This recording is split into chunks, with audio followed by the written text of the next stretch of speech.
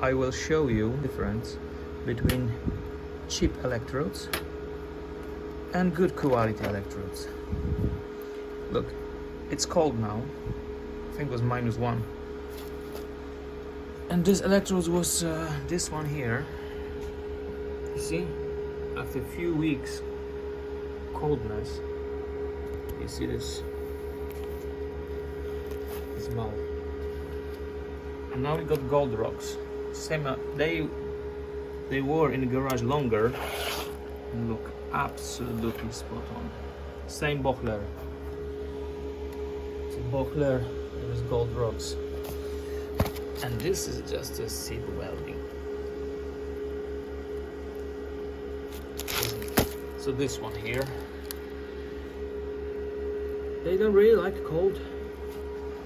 Goldrox, they don't bother it. Bohler as well. Absolutely spot on.